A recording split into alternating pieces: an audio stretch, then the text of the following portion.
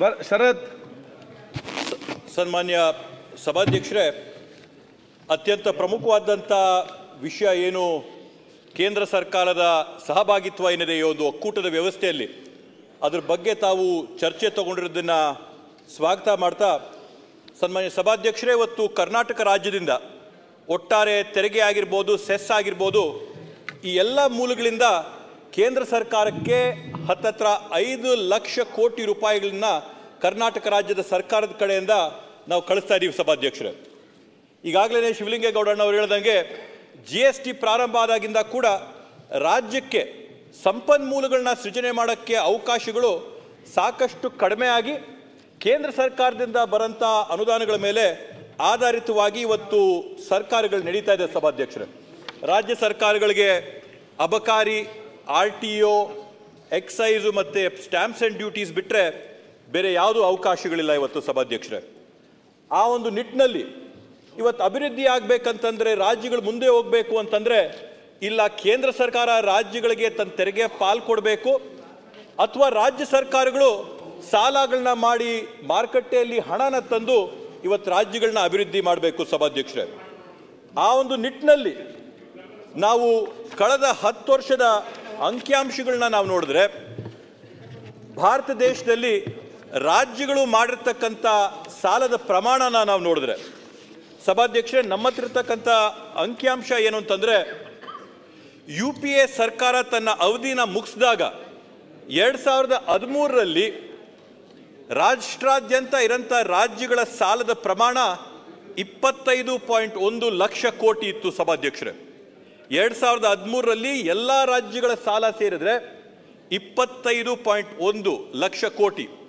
ಇವತ್ತು 2024ನೇ ಇಸ್ವಿಯ ಅಂಕಿಅಂಶಗಳನ್ನ ನಾವು ತಗೊಂಡ್ರೆ, ಎಲ್ಲ ರಾಜ್ಯಗಳ ಸಾಲ, ಒಟ್ಟಾರೆ ರಾಜ್ಯಗಳ ಸಾಲ ತಗೊಂಡ್ರೆ 83.32 ಲಕ್ಷ ಕೋಟಿಯಷ್ಟು ಇವತ್ತು ರಾಜ್ಯಗಳು ಸಾಲ ಮಾಡೋಂಥ ಪರಿಸ್ಥಿತಿಗೆ ಬಂದಿದೆ ಸಭಾಧ್ಯಕ್ಷರೇ. 25-26ನೇ ಸಾಲು ಅಂದರೆ 25 ವರ್ಷದ ಮಾರ್ಚ್ ತಿಂಗಳಲ್ಲಿ ರಾಷ್ಟ್ರಾದ್ಯಂತ ಇರ್ತಕ್ಕಂಥ ಸಾಲದ ಪ್ರಮಾಣ ಎಷ್ಟು ಅಂದರೆ ಹತ್ತತ್ರ 100 ಲಕ್ಷ ಕೋಟಿ ಮುಟ್ಟಿದೆ ರಾಜ್ಯ ಸರ್ಕಾರಗಳು ಮಾಡಿರ್ತಕ್ಕಂಥ ಸಾಲ.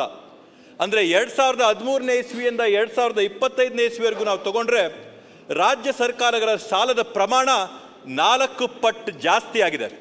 ಅಂದರೆ ನೇರವಾಗಿ ಇದೇನು ಸಾಕ್ಷಿ ಅಂದರೆ ಸಭಾಧ್ಯಕ್ಷರೇ, ರಾಜ್ಯ ಸರ್ಕಾರಗಳು ತನ್ನ ಸಂಪನ್ಮೂಲಗಳನ್ನ ಉತ್ಪಾದನೆ ಮಾಡ್ಕೊಳ್ಳೋಕೆ ಸಾಧ್ಯವಾಗದೆ ಇವತ್ತು ಸಾಲದಕ್ಕೆ ಹೊರೆಗೆ ಇವತ್ತು ಸಿಲುಕಿರ್ತಕ್ಕಂಥದ್ದು ನೇರವಾಗಿ ನಮ್ಮಿದ್ರಲ್ಲಿ ಕಾಣಿಸ್ತಾ ಇದೆ.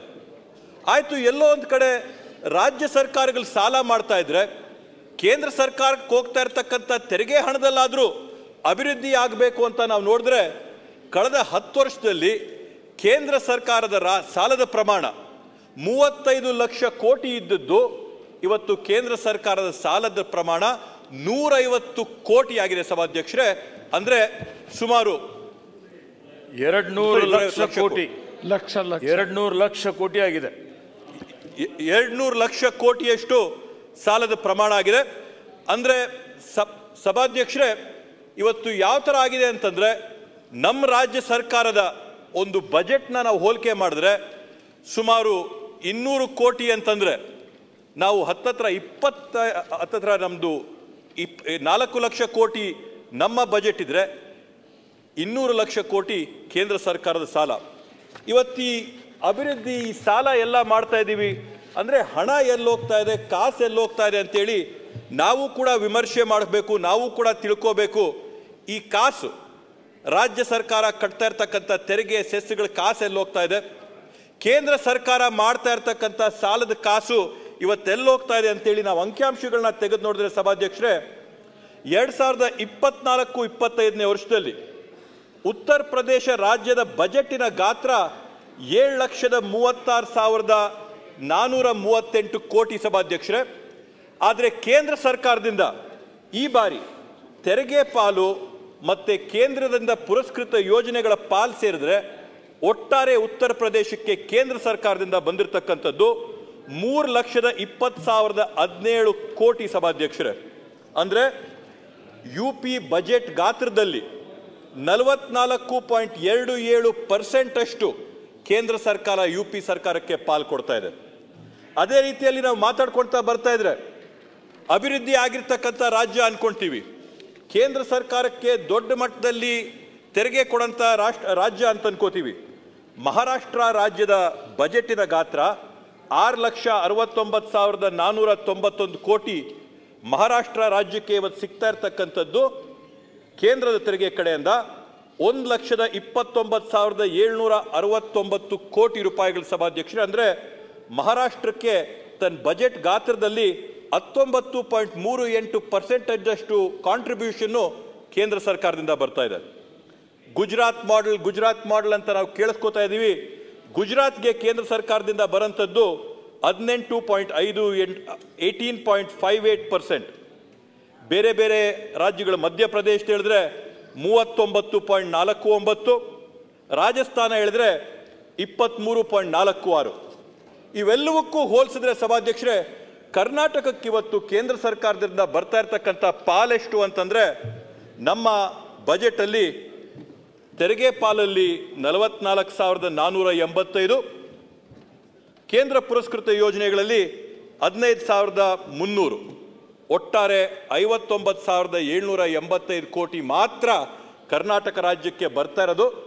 ನಮ್ಮ ಬಜೆಟ್ ಗಾತ್ರಕ್ಕೆ ಹೋಲಿಕೆ ಮಾಡಿದರೆ ಇದು ಬರೀ 16.09% ಆಫ್ ಕರ್ನಾಟಕದ budget is coming from central government.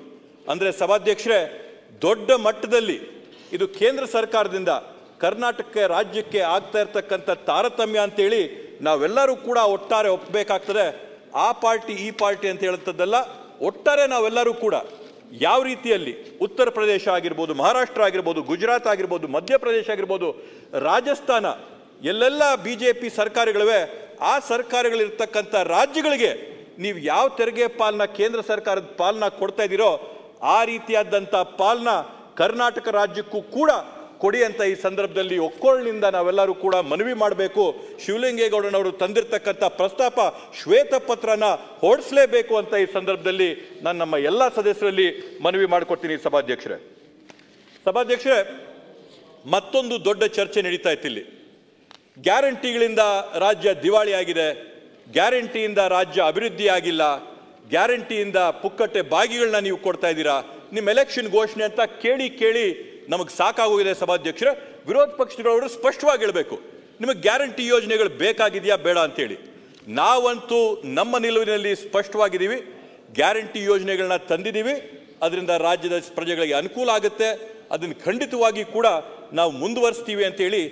ಅದಕ್ಕೆ ಪ್ರಮುಖವಾದಂಥ ಸಾಕ್ಷಿ ಏನಂತಂದರೆ ಸಭಾಧ್ಯಕ್ಷರೇ, ಇವತ್ತು ಮೊಟ್ಟ ಮೊದಲನೇ ಬಾರಿಗೆ ದೇಶಾದ್ಯಂತ ಯಾವುದಾದ್ರೂ ಒಂದು ರಾಜ್ಯದಲ್ಲಿ ಪರ್ ಕ್ಯಾಪಿಟಾ ಇನ್ಕಮ್ 2 ಲಕ್ಷಕ್ಕಿಂತ ಜಾಸ್ತಿ ಆಗಿದೆ ಅಂತಂದರೆ ಅದು ನಮ್ಮ ಕರ್ನಾಟಕ ರಾಜ್ಯ ಮಾಡಿರ್ತಕ್ಕಂಥ ಸಾಧನೆ ಅಂತ ಹೆಮ್ಮೆಯಿಂದ ಹೇಳ್ಕೊತೀನಿ. ಸಭಾಧ್ಯಕ್ಷರೇ, ಇವತ್ತು 2 ಲಕ್ಷ ರೂಪಾಯಿಗಿಂತ ಜಾಸ್ತಿ ಪರ್ ಕ್ಯಾಪಿಟಾನ ಸಾಧನೆ ಇವತ್ತು ಕರ್ನಾಟಕ ರಾಜ್ಯ ಮಾಡಿದೆ.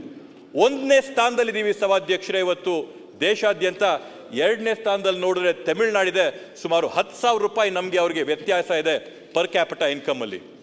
ಸಭಾಧ್ಯಕ್ಷರೇ, ಇದಕ್ಕೆ ಪ್ರಮುಖವಾದಂಥ ಕಾರಣ ನಾನು ಹೇಳ್ತೀನಿ. ಏನು ನಾವು ಕೊಟ್ಟಿರ್ತಕ್ಕಂಥ ಪಂಚಭಾಗ್ಯಗಳಿಂದ, ನಾವು ಕೊಟ್ಟಿರ್ತಕ್ಕಂಥ 5 ಗ್ಯಾರಂಟಿಗಳಿಂದ ಒಂದು ಕುಟುಂಬಕ್ಕೆ ಕನಿಷ್ಠ ಪ್ರತಿ ತಿಂಗಳು ಪ್ರತಿ ವರ್ಷ 60,000 ರೂಪಾಯಿ ಅಷ್ಟು ಅನುಕೂಲ ನಮ್ಮ ಗ್ಯಾರಂಟಿ ಯೋಜನೆಗಳಿಂದ ಆಗ್ತದೆ. ಆ ಕಾರಣದಿಂದ ಇವತ್ತು ನಾವು ಈ ರೀತಿಯಾದಂಥ ಪರ್ ಕ್ಯಾಪಿಟಾ ಇನ್ಕಮ್ನ ನಾವು ಸಾಧನೆ ಮಾಡೋಕ್ಕೆ ಸಾಧ್ಯ ಆಗಿದೆ. ಸಭಾಧ್ಯಕ್ಷರೇ, ಆ ಪರ್ ಕ್ಯಾಪಿಟಾ ಇನ್ಕಮ್ ಹಿಂದೆ ಇನ್ನ ಕೆಲವೊಂದು ಅಂಕಿಅಂಶಗಳಿವೆ. ಸಭಾಧ್ಯಕ್ಷರೇ, ಇವತ್ತು ದೇಶಾದ್ಯಂತ ಇನ್ಫ್ಲೇಷನ್ ಅಂತ ಪದನ ನಾವು ಬಳಸ್ತೀವಿ. ಸಭಾಧ್ಯಕ್ಷರೇ, ಅಂದರೆ ಹಣದೊಬ್ಬರ ಏನಾಗ್ತಾ ಇದೆ, ಇನ್ಫ್ಲೇಷನ್ನು ಯಾವ ಥರದಲ್ಲಿ ಬೇರೆ ಬೇರೆ ರಾಜ್ಯಗಳಲ್ಲಿ ಇನ್ಫ್ಲೇಷನ್ ಯಾವ ಥರ ಇದೆ ಅಂತೇಳಿ.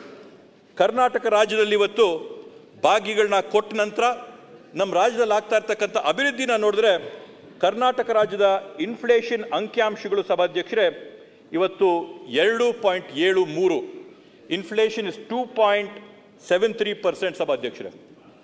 ಒಂದು ಎಕಾನಮಿ ಆರೋಗ್ಯಕರವಾಗಿರಬೇಕು ಅಂತಂದರೆ ಇನ್ಫ್ಲೇಷನ್ ಆವ್ರೇಜು 2% 6% ಮಧ್ಯ ಇರಬೇಕು. ಅಂದರೆ ಕರ್ನಾಟಕ ರಾಜ್ಯ ಹತ್ರ ಆಪ್ಟಿಮಲ್ ಇನ್ಫ್ಲೇಷನ್ ಏನಿದೆ 4% ಇನ್ಫ್ಲೇಷನ್, ಆ 4% ಇನ್ಫ್ಲೇಷನ್ ಹತ್ರ ಕರ್ನಾಟಕ ರಾಜ್ಯದ ಪರಿಸ್ಥಿತಿ ಇದೆ ಸಭಾಧ್ಯಕ್ಷರೇ.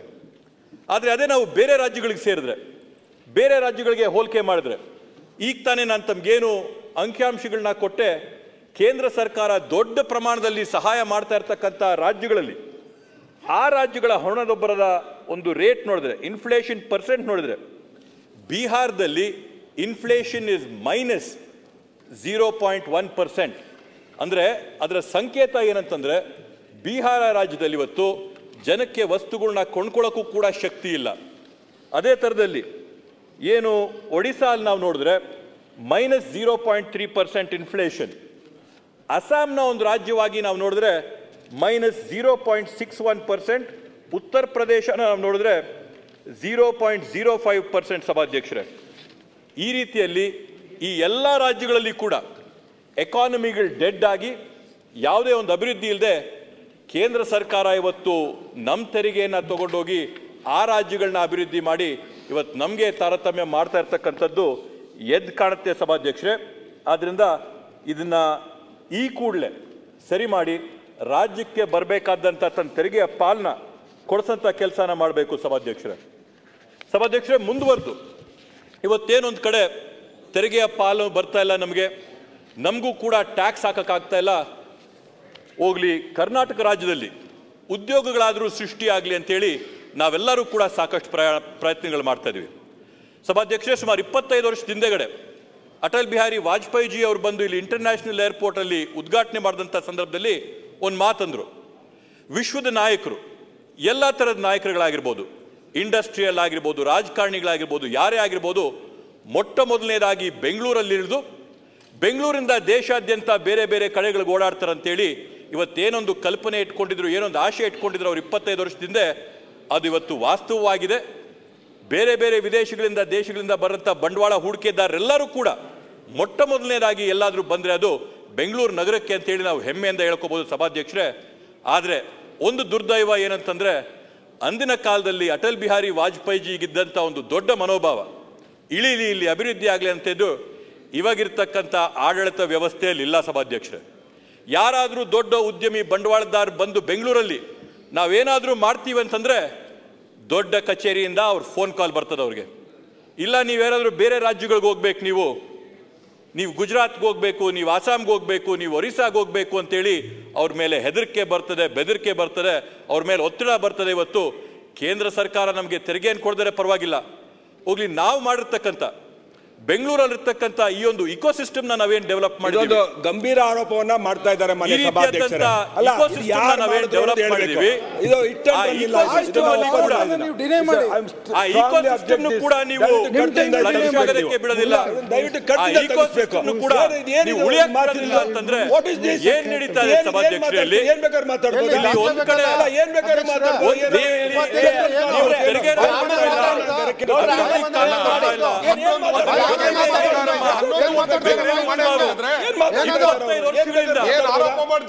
ಏನ್ ಅಭಿವೃದ್ಧಿ ಆಗ್ತಾ ಅದನ್ನು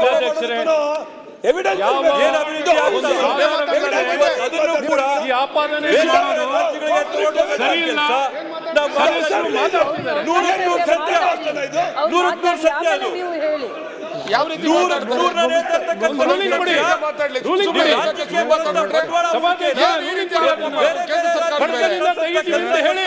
ಕೇಂದ್ರ ಸರ್ಕಾರದ ಕಡೆಯಿಂದ ಆಗ್ತದೆ. ಎಲ್ಲ ಸೋತಿರ ಅಭ್ಯರ್ಥಿಗಳನ್ನ ತಾರತಮ್ಯಕ್ಕೂ ಕೂಡ ಒಂದು ಇತಿಮಿತಿ ಇರ್ತದೆ. ನೀವು ತೆರಿಗೆ ಕೊಟ್ಟಿಲ್ಲ ಸರಿ, ನೀವು ನಮ್ಮ ಅಭಿವೃದ್ಧಿ ಕಾಸು ಕೊಟ್ಟಿಲ್ಲ ಸರಿ, ಇಲ್ಲಿ ಬಂಡವಾಳ ಹೂಡಿಕೆ ಬರೋದನ್ನು ಕೂಡ ಬೇರೆ ರಾಜ್ಯಗಳಿಗೆ ಕಳಿಸಿದ್ರೆ ಏನ್ ಮಾಡ್ಬೇಕಾಗಿದೆ ಕರ್ನಾಟಕ ರಾಜ್ಯದ ಜನ? ಬೆಂಗಳೂರು ಕಲೆಕ್ಟ್ ಬೆಂಗಳೂರು ಬರೀ ಕರ್ನಾಟಕ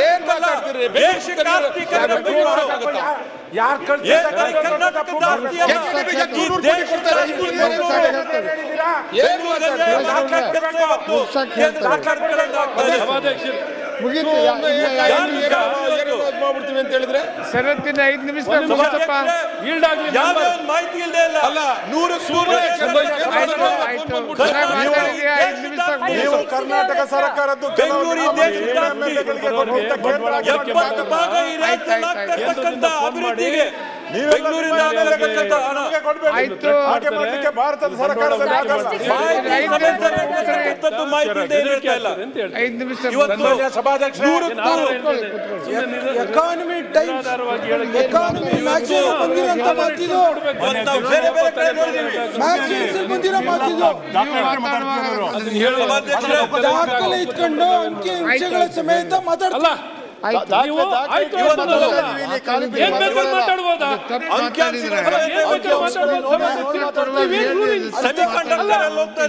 ಸೆಮಿಕಂಡಕ್ಟರ್ ಇಂಡಸ್ಟ್ರಿಯಲ್ಲಿ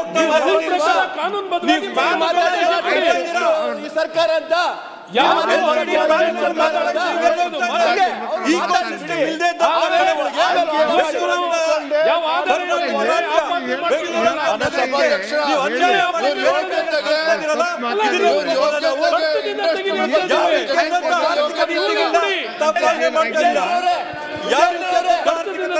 ನಮಗೆ ಯೋಗ್ಯತೆ ಇದೆ, ನಮ್ಮ ಸರ್ಕಾರ ಆರ್ಥಿಕ ಪದ್ಧತಿಗಳನ್ನ ಬಳಸ್ಕೊಂಡು ಇವತ್ತು ಅಧ್ಯಕ್ಷರೇ ಒಂದೇ ನಿಮಿಷ ಅಶೋಕಣ ಈಗ ಅಶೋಕಣ ನಾವೇನೇ ಒಂದೇ ನಿಮಿಷ ನಾನು ಅಧ್ಯಕ್ಷರೇ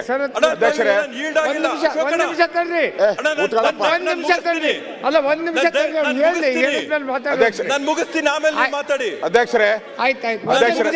ಮಾತಾಡಿ ಅಧ್ಯಕ್ಷರೇ, ನಾನು ಹೇಳೋದು ನಾವೇನಾದ್ರೂ ಮುಖ್ಯಮಂತ್ರಿ ಮೇಲೆ ಮಂತ್ರಿ ಮೇಲೆ ಏನಾದ್ರೂ ಇಂಡಿವಿಜುವಲ್ ಗುರುತರ ಆಪಾದನೆ ಏನು ಅವರು ಭ್ರಷ್ಟಾಚಾರನ ಮಾತಾಡಬೇಕಾದ್ರೆ ನಾವು ಫಸ್ಟು ಒಂದು ನೋಟಿಸ್ ಕೊಡ್ಬೇಕು, ನಿಮಗೆ ಕೊಟ್ಟು ನಿಮ್ಮನ್ನ ಕನ್ವಿನ್ಸ್ ಮಾಡಿದ್ಮೇಲೆ ನೀವು ಅನುಮತಿ ಕೊಡ್ತೀರಾ. ಇಲ್ಲಿ ಏಕಾಏಕಿ ಇಲ್ಲಿ ಲಂಚದ ಆಪಾದನೆ ಫೋನ್ ಮಾಡ್ತಾರೆ ನಮಗೆ, ಇಲ್ಲಿ ಭ್ರಷ್ಟಾಚಾರ ಬೆದರಿಕೆ ಹಾಕ್ತಾರೆ ಅಂದ್ರೆ ಏನು, ಅದಕ್ಕಿಂತ ದೊಡ್ಡ ಅಪರಾಧ ಅದು. ಬೆದರಿಕೆ ಅಂತ ಹೇಳಿದ್ರೆ ಏನು, ಯಾರು ಹಾಕಿದ್ರು ಹೇಳ್ಬೇಕಲ್ಲ, ನೀವು ಕೊಡ್ಬೇಕು ನೋಟಿಸ್. ಯಾವ ಮಂತ್ರಿ ಬೆದರಿಕೆ ಹಾಕಿದ್ರು ಅಂತ ನೋಟಿಸ್ ಕೊಡ್ಬೇಕು ನೀವು.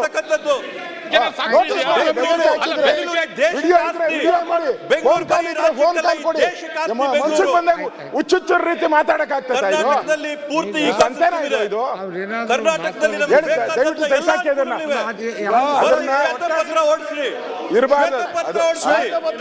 ಏನಾದ್ರೂ ನೋಟಿಸ್ ಕೊಡ್ಬೇಕು ಅವರು. ಬೆದರಿಕೆ ಫೋನ್ ಹಾಕ್ತಾರೆ ಕೇಂದ್ರ ಸರ್ಕಾರ ಅಂತ ಹೇಳ್ತಾರೆ. ರೆಕಾರ್ಡ್ ಅಲ್ಲಿ ತಿಳಿಸಿ, ಅದನ್ನ ತೆಗೆಸ್ಬಿಡಿ ದಯವಿಟ್ಟು. ಕೇಂದ್ರ ಸರ್ಕಾರ ಬೆದರಿಕೆ ಹಾಕ್ತದೆ ಇಂಡಸ್ಟ್ರೀಸ್ ಅವ್ರಿಗೆಲ್ಲ ಅಂತ ಹೇಳ್ತಾರೆ. ದಯವಿಟ್ಟು ತೆಗೆಸಿ. ಇದು ಉಲ್ಲೇಖ ತೆಗಿತಾರೆ. ಬೇರೆ ಕಡೆ ಆಯ್ತು ಸರ್, ಮಾತಾಡಿ. ಸಾಮಾನ್ಯವಾಗಿ ಸಭಾಧ್ಯಕ್ಷ ಅವ್ರು ಮಾತಾಡ್ಲಿ ಬಿಡಿ. ಹೋಗಿಲ್ವಾ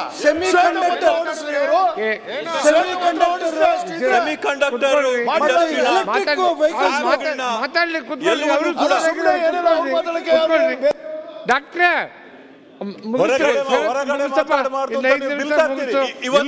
ಬಂದಾಗೆ ಮಾತಾಡ್ಬೋದಾ? ನಾವು 2 ದಿನದಿಂದ ಹೇಳಿದ್ದನ್ನೆಲ್ಲ ಕೇಳಿಸ್ಕೊಂಡಿದೀವಿ. ಆಯ್ತು, ತಾಳ್ಮೆಯಿಂದನೇ ಕೇಳಿಸ್ಕೊಂಡಿದೀವಿ. ಈಗ ಮುಗಿಸ್ರಿ. ಆದ್ರಿಂದ ಈ ಒಂದು ರೀತಿಯಲ್ಲಿ ಕೇಂದ್ರ ಸರ್ಕಾರದಿಂದ ನಮ್ಮ ಕರ್ನಾಟಕದ ಸರ್ಕಾರಕ್ಕೆ, ಕನ್ನಡಿಗರಿಗೆ ನಿರಂತರವಾಗಿ ಸತತವಾಗಿ ಮಲತಾಯಿ ಧೋರಣೆ ಏನ್ ನಡೀತಾ ಇದೆ, ಈ ಮಲತಾಯಿ ಧೋರಣೆ ಮುಗಿಬೇಕು.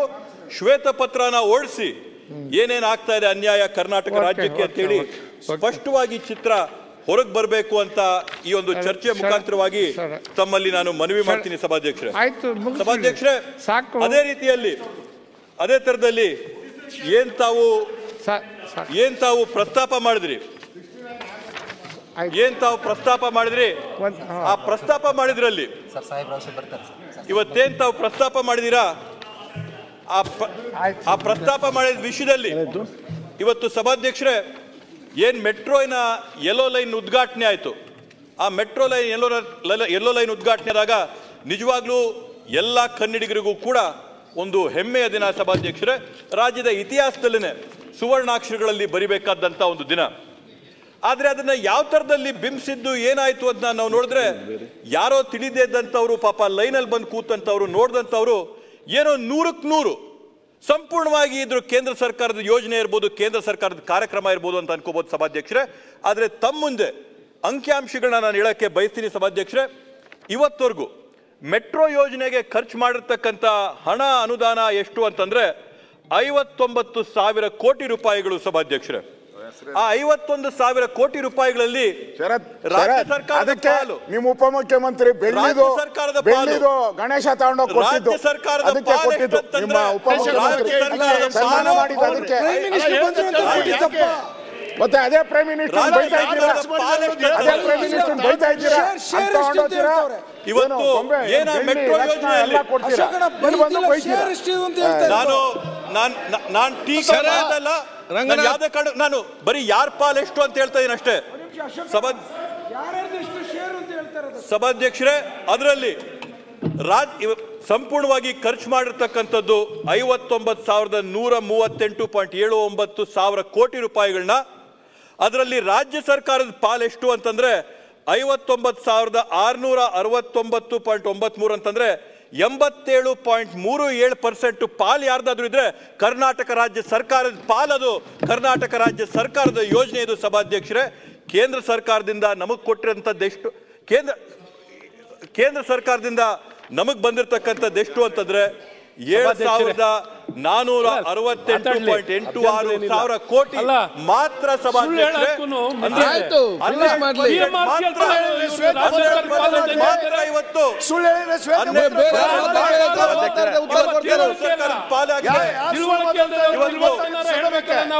ಇವತ್ತು ಏನ್ ಅಂಕಿಅಂಶ ಯಾರಾದ್ರೂ ತೆಗೆದು ನೋಡ್ಬೋದು. ಗ್ರಾಹಕರು 50% ಇರುವಂತ ಪಾಲು, 50% ಪಾಲನ್ನ ರಾಜ್ಯ ಸರ್ಕಾರದ ಪಾಲು ಅಂದ್ರೆ ಯಾವ ರೀತಿ ಆಗುತ್ತೆ?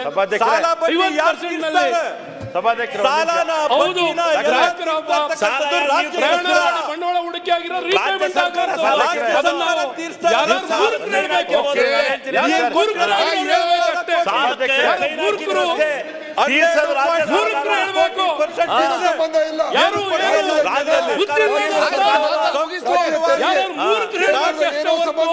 ತಲೆ ಇರೋರು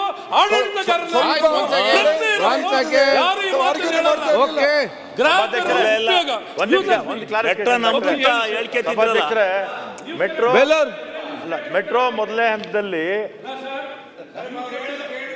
ಒಂದ್ ನಿಮಿಷ ಸರ್, ನಮ್ಮ ರಾಮಲಿಂಗ ರೆಡ್ಡಿ ಅವರು ಏನು ಹೇಳಿಕೆ ಕೊಟ್ಟಿದ್ರು ಶೇರ್ ಬಗ್ಗೆ, ಸಾರಿಗೆ ಸಚಿವರು ಕರೆಕ್ಟಾಗಿ ಸ್ಟೇಟ್ಮೆಂಟ್ ಕೊಟ್ಟಿದ್ರು. ಅದ್ರ ಬಗ್ಗೆ ನಾನು ಡಿಸ್ಪ್ಯೂಟ್ ಏನು ಮಾಡ್ತಿಲ್ವಲ್ಲ. ಈಗೇನು ನೀವು ಅಲ್ಲ ಅದು ಬೇರೆ ಟೈಮಲ್ಲಿ ಮಾತಾಡೋಣ ಬಿಡಿ. ಅದು ನಿಮಗೆ ಜಾಸ್ತಿ ಬುದ್ಧಿ ಇದೆ ಸರ್, ಕಮ್ಮಿ ಇಲ್ಲ. ಆಯ್ತು ಸರ್, ರಿಪೀಟ್ ಮಾಡಿದ್ದೀನಿ ಸರ್. ಮಾತಾಡ್ಬೇಕಾದಾಗ ಅವ್ರು ಹೇಳಿ ಅಶ್ವತ್ಥಣ್ಣ ನೀವು ಅಂಕಿಅಂಶ ಗೊತ್ತಾಗಲ್ಲಪ್ಪ ಶರತ್, ಸುಮ್ಮನೆ ಮಾತಾಡ್ಬೇಡ. ಆಯ್ತು ಶರತ್, ನೀವು ಅವ್ರಿಗೆ ಉತ್ತರ ಕೊಡ್ತೀರಿ. ಕಲಿತಾ ಇದೀವಿ ಶರತ್, ಯು ಫಿನಿಶ್ ಇಟ್ ಫಾಸ್ಟ್. ಅಲ್ಲ, ಅಶ್ವತ್ಥಣ್ಣ ಅವರು ಜಾಸ್ತಿ ಬುದ್ಧಿವಂತರು, ಮಾನ್ಯ ಉಪಮುಖ್ಯಮಂತ್ರಿಗಳಾದಂಥವ್ರು, ಅವರಷ್ಟು ಮಾಹಿತಿ ಇಲ್ಲ. ಆದ್ರೆ ಡಾಕ್ಟ್ರು ಕೂಡ ಆಗವ್ರೆ. ಏನೋ ನಾವು ತಿಳ್ಕೊಂಡು ಬಂದಿದ್ದನ್ನ ನಾವು ಪ್ರಿಪೇರ್ ಆಗಿ ಬರ್ತೀವಿ ಸಭಾಧ್ಯಕ್ಷರೇ. ಏನೋ ಸುಮ್ಮನೆ ಯಾರೋ ಹೇಳಿದ್ದನ್ನ ದಾರಿಯಲ್ಲಿ ಕೇಳಿಸ್ಕೊಂಡ್ ಬರಲ್ಲ. ಆದ್ರಿಂದ ಅವ್ರ ಹತ್ರದಿಂದ ಕಲಿಯಂಥದ್ದು ಇದೆ. ಅವ್ರು ಮಾತಾಡಿದಾಗ ಅದನ್ನ ಕೇಳಿ ಕಳಿಸ್ಕೊಳ್ಳೋಂಥ ಸೌಜನ್ಯ ಕೂಡ ಇದೆ. ಅವ್ರು ಹೇಳಿದಾಗ ನಾನು ಕಳಿಸ್ಕೊತೀನಿ. ಏನಾದ್ರು ಹೊಸ ಮಾಹಿತಿ ಇದ್ರೆ ಚೆಲ್ರಿ ಬೆಳಕನ್ನ, ಖಂಡಿತ ಕೇಳಿಸ್ಕೊತೀನಿ. ನೀವು ಇಷ್ಟೊತ್ತು ಮಾತಾಡ್ತಿದ್ರಿ, ಅಂಕಿಅಂಶಗಳು ಹೇಳಿದ್ರಿ, ಡಿಫ್ಲೇಷನ್, ಇನ್ಫ್ಲೇಷನ್, ಖಂಡಿತ ಕೇಳಿಸ್ಕೊತೀನಿ. ರೆವಲ್ಯೂಷನ್ ಆಫ್ ಫಂಡ್ ನಾವೇನಾದ್ರು ಅಭ್ಯಂತರ ಮಾಡಿದ್ವಾ? ಯಾವುದೂ ಇಲ್ಲ. What ever basis statement correct ಆಗಿದ್ದಾಗ ನಾವು ಕೇಳಿಸ್ಕೊಳ್ತಾ ಇದೀವಿ. ದಾರಿ ತಪ್ಪಿ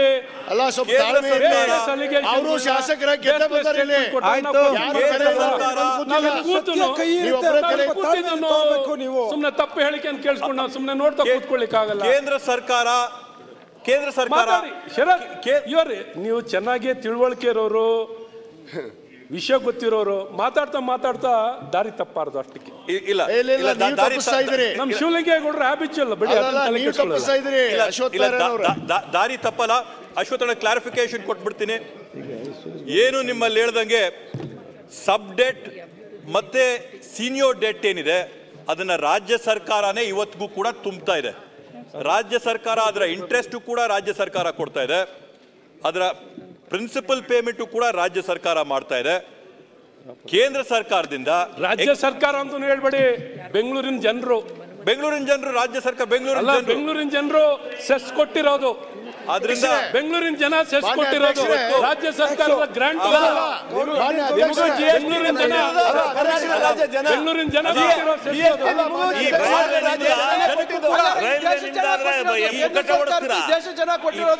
ಮಾತಾಡಿ ಬೆಂಗಳೂರು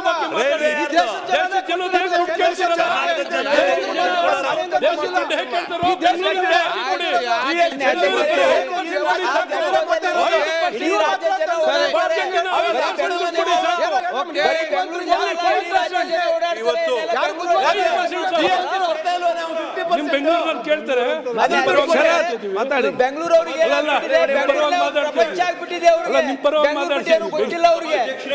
ಅಶ್ವತ್ಥಣ್ಣ,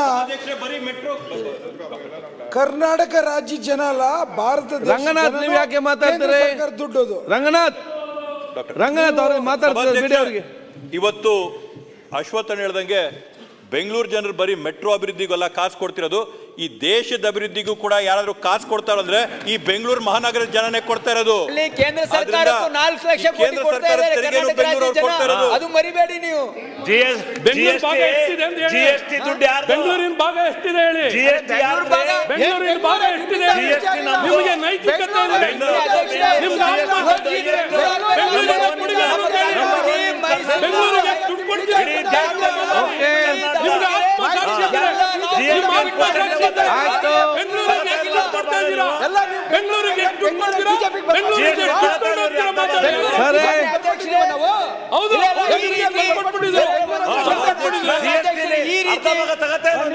ಬೆಂಗಳೂರಿಗೆ ಇವತ್ತು ಬೆಂಗಳೂರಿಗೆ ದುಡ್ಡು ಹೋಗುತ್ತೆ.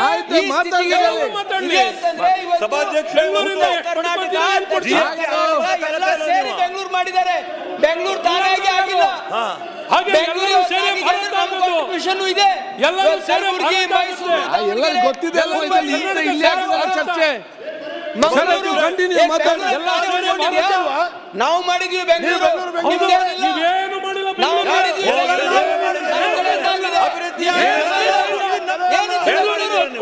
ಏನಿತ್ತು ಬೆಂಗಳೂರು? 40 ವರ್ಷದಿಂದ ಏನಿತ್ತು ಬೆಂಗಳೂರು? ನಾವು ಮಾಡಿದ್ವಿ. ಬೆಂಗಳೂರು ನೀವು ಮಾಡಿದ್ರಿ, ನಾವು ಮಾಡಿದ್ವಿ. ಏನ್ ಮಾಡಿದ್ದೀರಾ? ಶಿವಲಿಂಗ ಅವ್ರೆ, ನಮ್ಮ ಭಾಗದ ಜನ ಇಲ್ಲಿ ಬಂದು ಬೆಂಗಳೂರು ಕಟ್ಟಿದ್ದಾರೆ. ನೀವೇನ್ ಬೆಂಗಳೂರು ಕೊಟ್ಟಿದ್ದೀರಾ? ಮಾಡಿಲ್ಲ. ಏನು ಸಚಿವರು ಕೊಟ್ಟಿದ್ದಾರೆ ಗೊತ್ತಿದೆ, ಬೆಂಗಳೂರಿಗೆ ಏನ್ ಮಾಡ್ತಿದ್ದಾರೆ ಗೊತ್ತಿದೆ, ಯಾವ ಪರಿಸ್ಥಿತಿಯಲ್ಲಿ ನಡೀತಿದೆ ಗೊತ್ತಿದೆ, ಯಾವ ರೀತಿ ಬೆಂಗಳೂರು ಮಾತಾಡಲಿಕ್ಕೆ ನಿಮ್ಮನ್ನ ಮಾಡಿದ್ದಕ್ಕೆ ವಿಜಯ್ ನೀವು ಮಾಡಿದ್ದಕ್ಕೆ ಶರತ್ ಕಂಪ್ಲೀಟ್ ಮಾಡ್ಲಿ. ನೀವ್ಯಾಕೆ ಎದ್ದು ಮಾತಾಡ್ತೀರಿ ಈಗ? ಅವ್ರು ಮಾತಾಡ್ಲಿ. I am concluding. Let him talk. ಸಭಾಧ್ಯಕ್ಷರೇ, ರಂಗನಾಥ್